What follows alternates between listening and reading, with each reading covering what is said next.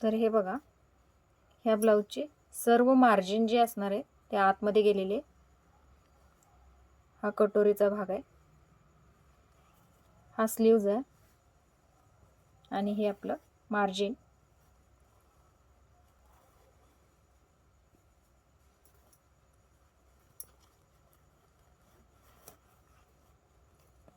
तर हा ट्रेंडिंगचा ब्लाऊज आहे, बघू शकताय. याच्यावरती हे सिक्वेन्स जे आहेत ते कापतात, त्यामुळे ह्या पद्धतीने आपण हा ब्लाऊज शिवलेला आहे.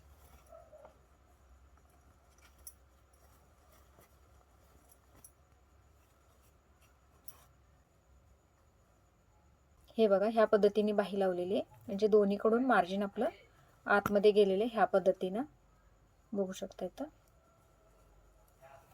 त्याचप्रमाणे कटोरीला देखील केलेले. हे आपली मार्जिन इथं मध्ये आतमध्ये गेलेले बघू शकता. हे तर लावण्याची पद्धत बघू शकताय कशी आहे.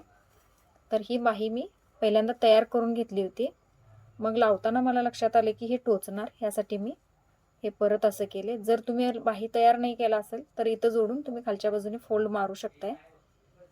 तर आता ही तयार केलेली बाही आहे. तर मी याला आपण जी क्रॉसपट्टी खालची जोडतो ना, ही जी क्रॉसपट्टी जोडतो त्या पद्धतीने इथं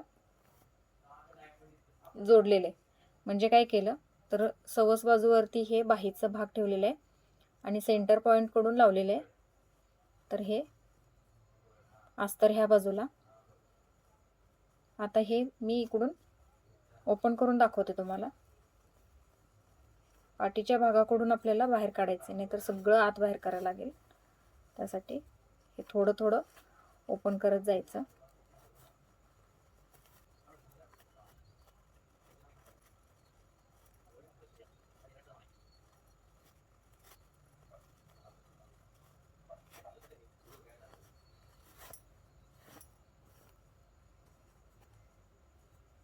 तर हे बघा,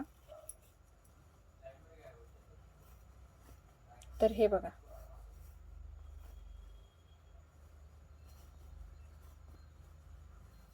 आणि ही आहे आपली तयार. आता फिटिंग करताना आपण सवस बाजूवरती इथं टिप मारून घेणार आहे आणि उलट बाजूवरती परत फिटिंग करणार. त्यामुळे काय होईल, सगळ्या टिपा सगळं मार्जिन याच्या आतमध्ये जाईल. त्यामुळे काय होईल, ब्लाऊज हा ह्या पद्धतीने दिसेल आणि आपल्याला ब्लाऊज टोचणार नाही.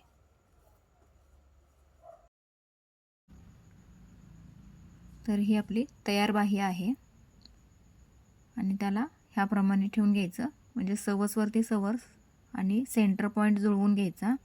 अस्तर जे आहे ते उलट बाजूवरती त्याचा देखील सेंटर व्यवस्थित मॅच करून घ्यायचं आहे आणि अर्धा इंच मार्जिन धरून आपल्याला हे स्टिच करून घ्यायचं आहे.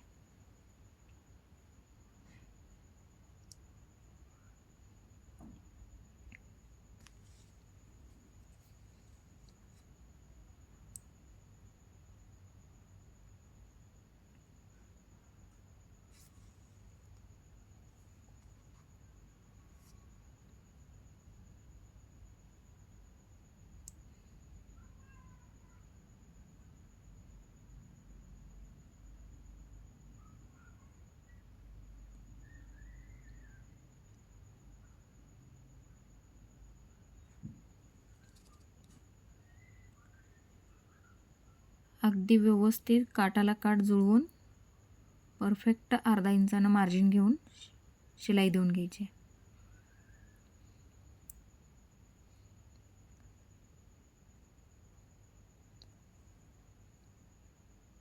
कोणतंही कापड कमी जास्त ओढायचं नाही आहे, नाहीतर रिंकल पडतात.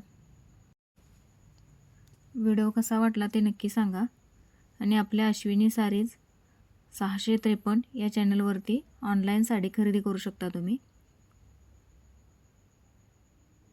त्यासाठी आपला बुकिंग नंबर आहे स्क्रीनवरती, तो नक्की सेव्ह करून ठेवा.